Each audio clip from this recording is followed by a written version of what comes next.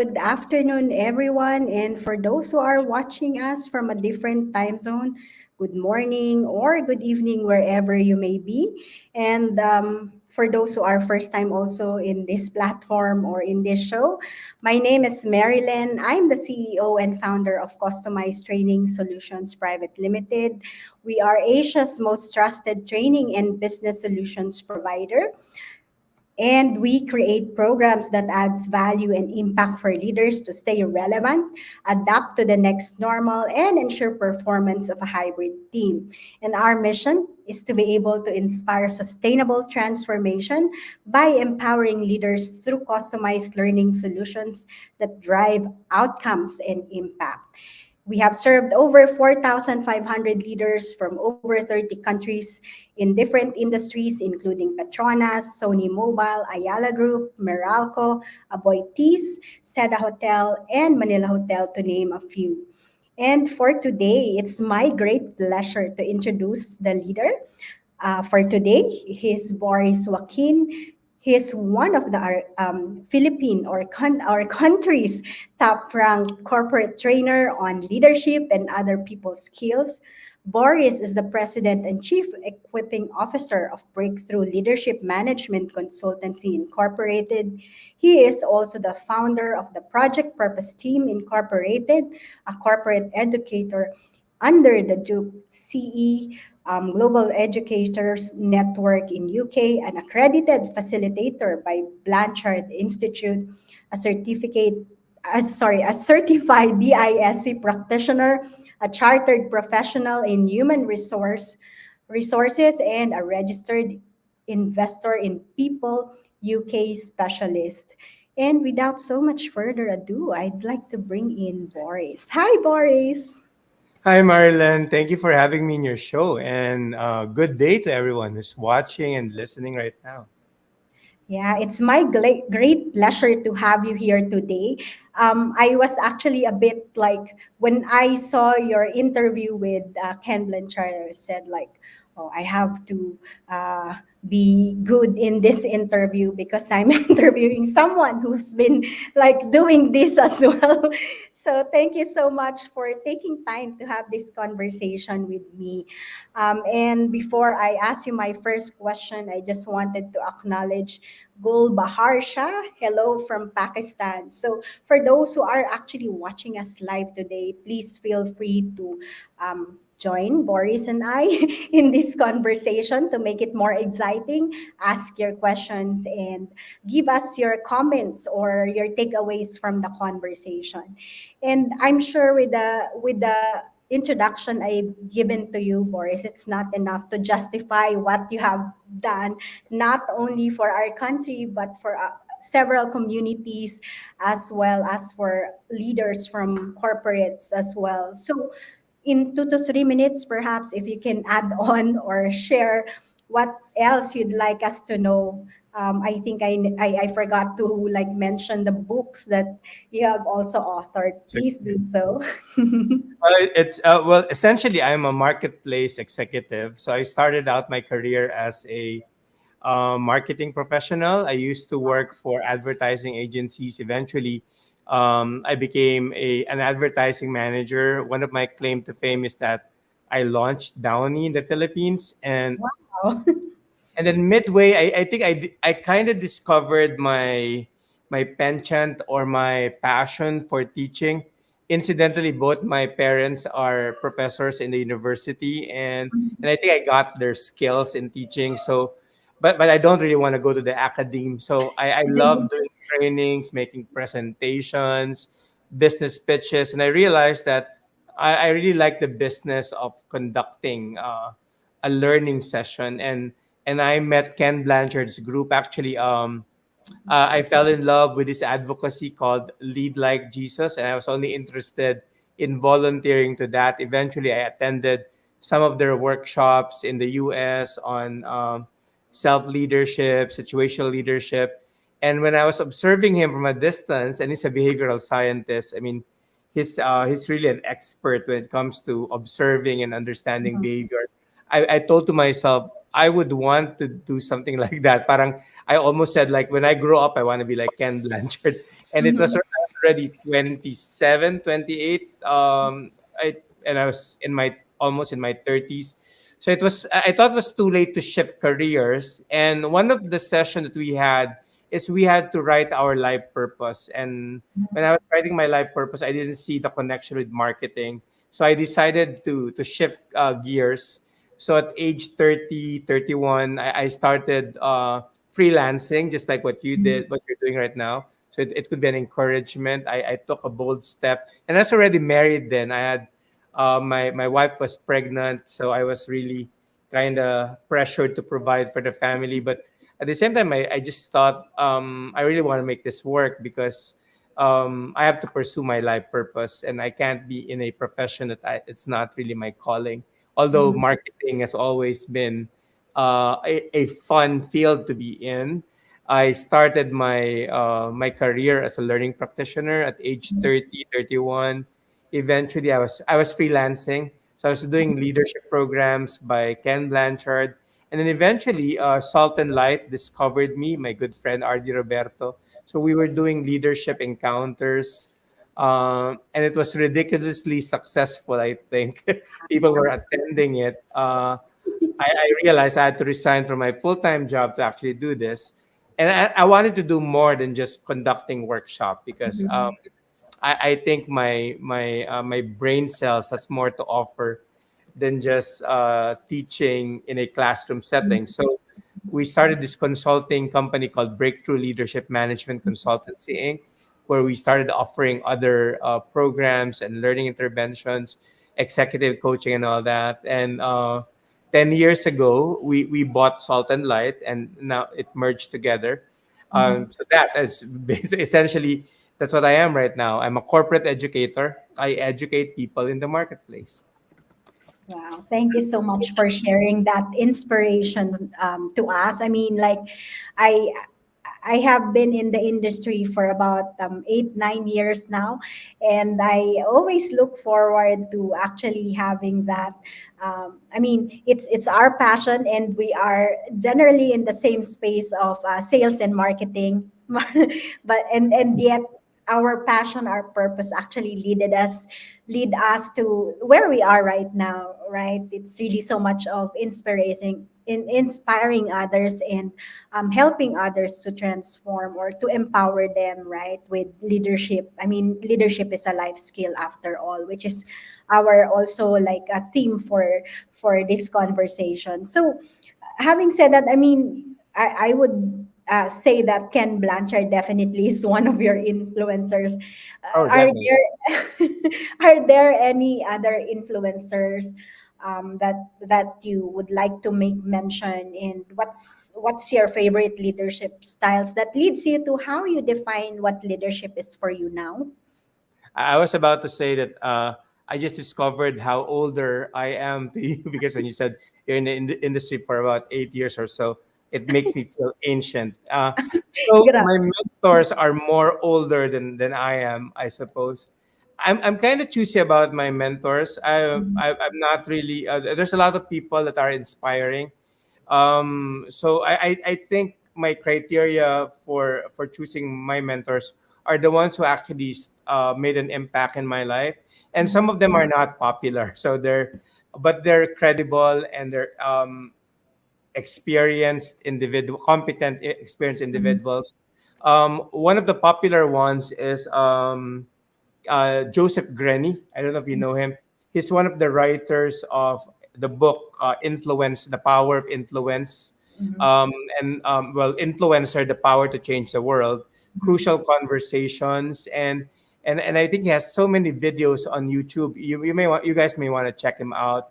So he's also a behavioral scientist, and he focuses on the power of influencing others. The sixth Mhm. source of influence came from him.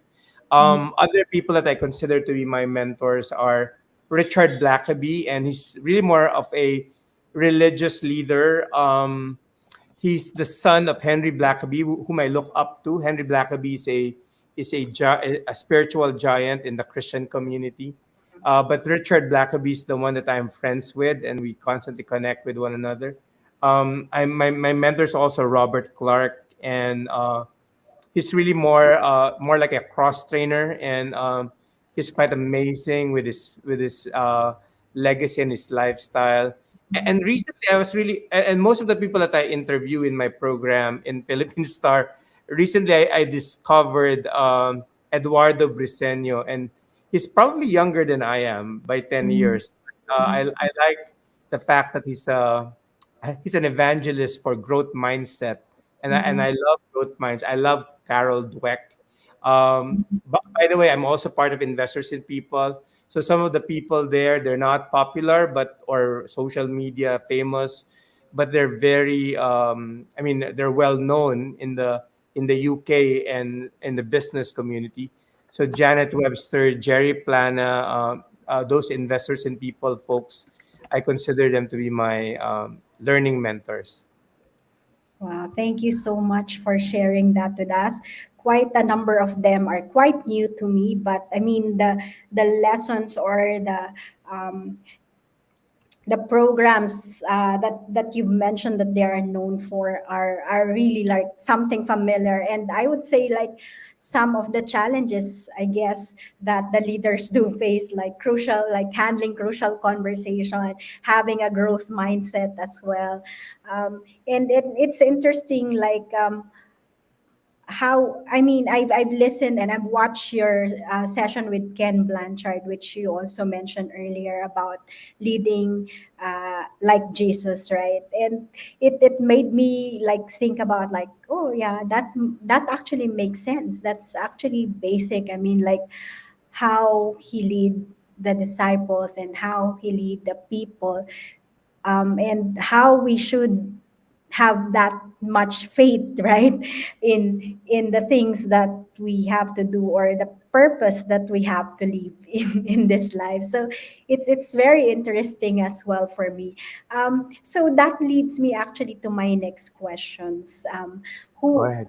from your experience as a corporate leader, and as you mentioned earlier, mainly in marketing, and moving towards your purpose and passion, still working with corporate leaders, I would say, right? So, what would you say would be the top three problems that they normally face? When you say problem, is it workplace problems or challenges in the workplace? Yes. All right. Right. Well, I think we could summarize them into two, Marilyn. Ideally, parang you have the problem of delivering results or doing the Mhm. task that you need to make, and then the other one is managing relationships. So it's either get hitting your goals or it's all about people. So it's Mhm. delivering results or managing relationships. And I must say, majority of the challenges are about people. So it's about managing relationships. So it comes in different shapes and sizes. So it could be managing conflict. It could be generational gaps. I mean, right now everybody's talking about that. The baby boomers and the Gen Mhm. Xers are having difficulty dealing with the Gen Y and the Gen Zers. But then and conversations, communications, coaching, and mentoring, those are interventions for managing relationships and Mhm. delivering results. I think at the end of the day, no man is an island, and it's a basic, fundamental problem and challenge about the differences that we have, the diversity that we have with people all across the workplace, the hallways, and generations. And I think my problems before and even now are still consistently the same problem now among other executives. It's same, in other words. Exactly. Yeah, thank you so much for summarizing that for us. And again, like it's interesting how you mentioned that it's actually separated into two, which is delivering results and managing relationships. But at the same time, the one that you've actually elaborated is the main problem that most leaders do face, right? And despite that sometimes it sounds quite simple, right? Like especially communication. I mean, that's an everyday thing that we do, and yet we a lot of us do struggle in like how do we how do we communicate in such a way that everyone actually understands it, everyone would like know what outcome is expected of them, right? And again, like I love that you've also brought about the diversity and the multi-generational workforce. I mean, that we have to face, right? I mean, I think last time it wasn't that much, I would say. Probably just 2 3 generations, but in the coming years we do expect more generations to be working together, right? And that becomes a challenge for most leaders, right? Absolutely, absolutely. And obviously we don't want to leave them with these problems that we've shared with them. So what do you believe are the capabilities that they must have in order to be able to lead more effectively in this next normal? And since you have been like teaching for how many years now? How many years now, and has been like doing really, really well when it comes to leadership, right? So, how would you relate it in your own experience, or if you can share a story that that integrates whatever you will important capabilities you would and skills that you would share with us. Yeah, I think recently magazines like the Harvard Business Review and Forbes magazine, I think they summarize it very well. Um, but to be honest, I don't think it's anything new. So I think I'll summarize them all with two things as well.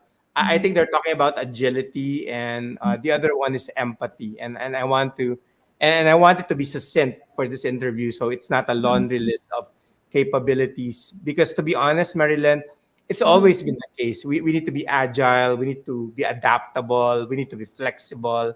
'Di ba?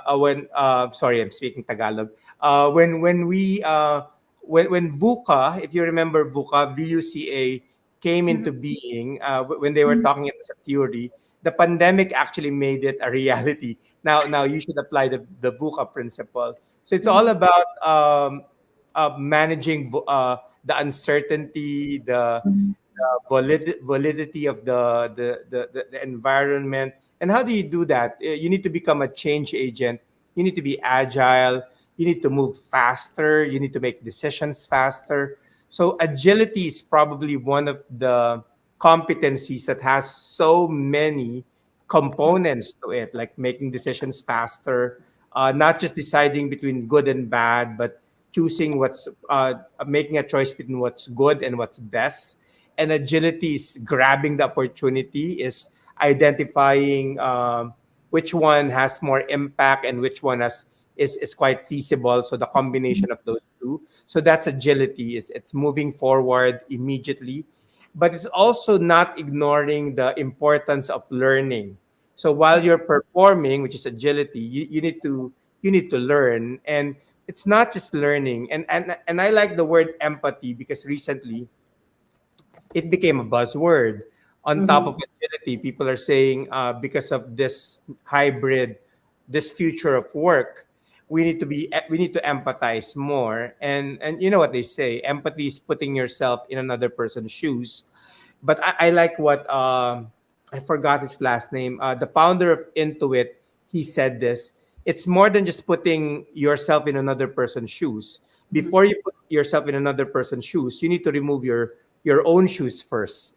So it's empathy, removing biases, removing assume constraints, limiting beliefs. It's thinking when a person look at the problem like this, and you look at the problem like this, you need to look at it from that person's perspective, because otherwise you're not open-minded and you're biased and you have your biases towards the situation. And when you're open-minded, you have more empathy. You can relate to people better. you understand the person's perspective, and you try to meet in a common ground, a neutral ground. So I Mhm. think in general, those two qualities are those are a must for any executive or for any modern day employee. I think you need to be agile, and more importantly, I think you need to know how to empathize with people, because like what I said a while ago, no man is an island. The balancing act between delivering results, agility, and managing relationships, empathy, that's where it comes into play, because those are the two main problems you'll have. And Mhm. in order to solve those problems, you need to be agile and you need to have empathy. Yeah, and I really love how you elaborated it and the reason why you've mentioned agility and empathy, which is, as a leader, we have to be, as you mentioned, change agent, and make decisions faster, especially now that we're moving in not only a VUCA world, but the change is getting faster than ever, right? Oh yeah. Like even like with technology nowadays, today you learned something, but probably in a few days Yeah. or Something even new. like in hours there will be something new that you would see or learn again, like, and Absolutely. again, that's boils down or goes back to what you've said around agility, but again, that balancing act between agility and empathy. And as a leader, we always have to like ensure that there's always balance within like delivering results and also like building and continuing to have that relationship right with your team, right? So thank you so much for that reminder. And again, like, this is also the reason why I'm really loving conversations as this, because at least people can actually be reminded. Sometimes it's just that, right, hearing it again, hearing it from like you or from someone else, to be reminded. And that's the beauty of it, right? We always have like a community, we always have like connections who can remind us of all these, right? So, and I just wanted to say to Salim, hello from Oman, just acknowledging your presence, and thank you so much Hi, for Salim. joining. Yes, so it's been really like a very meaningful conversation. I mean, we have been like learning a lot from you as well. And the last question I have from you is for you is actually a very open question, I would say. All right. And so I'm curious to know if you have a magic wand, and if it's a Miss Universe question. So for this, in this case, Mr. Universe question. So what would you do, or how will you use it, and share us why? Oh wow. Do I have a limit? Because if I have a magic wand, I could use it for many purposes. Well, for one, I really would like to, I would really would like to. Uh, my primary purpose is to educate, reach out, equip, and empower people. So right now, and you know this for a fact, our channels are limited, right? Mhm. And in many occasions, I would love to um, lift up the situation in our country, the Philippines, by making sure every young person is mentored, is taught very well, beginning with their life purpose and understanding how to achieve it. In one of the studies that was published in the Philippine Star, and Mhm. I think I leverage on that in one of my article, 7 out of 10 young Filipinos, they don't have dreams. So Wow, sa in Tagalog, walang pangarap, or in English, a better word would be ambition. They lack ambition. So it's a that's limit. beautiful. Yeah, so it's a limiting belief. It's an assumed constraint. If you're born with fisher folks as parents, you think you're limited to the fishing village and you won't amount to anything else. But that's not true, right? Exactly. So just to be able to educate the archipelago in a major way. So I think I would wave the one to make sure that uh, we get to teach people, we get to empower the youth to know better, to not be misled by fake news, to understand that that they need to have a growth mindset rather than a fixed mindset, to work out not just their life purpose but their life plan. How could they? Because you can always throw in money to people, right? I could wave my magic wand and say, I want to give. And I support an advocacy called Save the Children. And you Mhm. could always make donations to help them. But I Mhm. love the idea that they are empowering the communities so that Right. they can lift themselves out of poverty. Because you know Mhm. what they say, the old adage, you can give a man a fish, but it's better to teach the man how to fish because it's a livelihood. It's a lifetime skill that would benefit him. So I would want to wave the wand in such a way that we could have a wonderful channel to educate, equip, empower, Mhm. inspire all the young people so that they could empower themselves to become better versions of themselves. Wow, that's really beautiful. And again, sometimes we just need to be reminded of how beautiful we are, how genius we are, and we all have our own purpose, right, in life that we have to fulfill in this world. So thank you so much again for reminding our audience about it. And again, even if you don't have a magic wand, I would say that this is already something that you have been doing, right, educating, equipping, and empowering people, right, through the work that you do. So thank you so much for that. And with that, is there any message that you would like to leave our audience with before we end this conversation? Well, first of all, thank you for having me. I really enjoyed our short conversation this afternoon. If there's, I think, yeah, I'm just picking up from what we've discussed a while ago. Everybody would like to succeed, right? Everybody would like to be successful, Mhm. whether as an employee or as an entrepreneur like you and me. And we did summarize that agility and empathy seems to be a very important Mhm. um, competency or characteristics to have, especially in this digital world, this new era of work.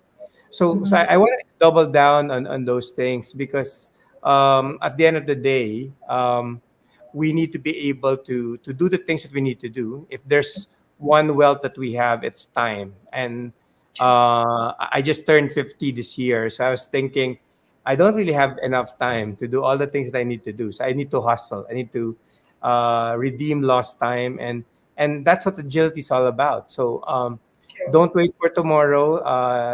The time is now. I mean, if you have a calling, if you have a purpose, if you're passionate about something, do it now and discover how you could work it out. And we could always make mistakes. John Maxwell said, "Failing forward, we learn from our failures and we move forward." So act on them now. Do something now. Don't wait for tomorrow. Tomorrow may never come. Be agile where you are, and when you're agile, I mean, doors may open, and you never know what's the next chapter in your life is. And more importantly, we don't neglect people. I guess Mhm. one of the things we learn is we value other people's lives. We don't walk all over people like their vehicles, obstacles, or hindrances. Everybody has their own sets of objectives, needs, and challenges, and we just need to be mindful. Marilyn has her needs, objectives, and challenges, and I need to listen to that because if I address her needs, objectives, and challenges, she might be able to help my needs, objectives, and challenges. So, and that's what empathy is all about. So, we just value people the way we want to be valued. And I think everything else would be fine in the world. Thank you. Wow, thank you so much for that wonderful message. But I actually came to remember reading about this post and article about the difference between empathy and compassion, and I just remembered about it. I'm still actually reflecting around this, like what's the difference, and like why is compassion is so much better than empathy. Although like what you mentioned, empathy has been like a buzzword somehow in the recent years, right? Especially during the pandemic.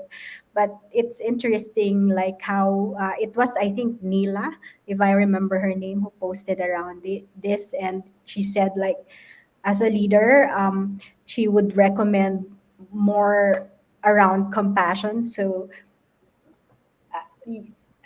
rather than empathy. So, but I mean, it's about, I would say, integrating both in how we lead people, right? So again, thank you so much for your inspiration, for empowering us with all the knowledge and wisdom that you have shared with us today.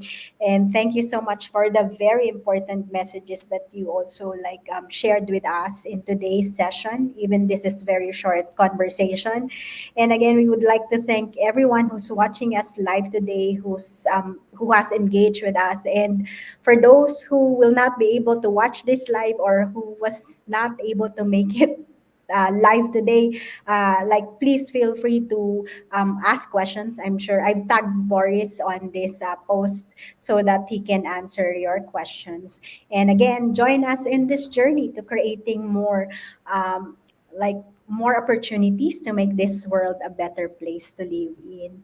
And remember that even the richest investors in the world would say that investing in yourself is the best investment you can ever make in your life. And with that, we would like to leave you with this quote that if your actions create a legacy that inspires others to dream more, learn more, do more, and become more, then you are an excellent leader.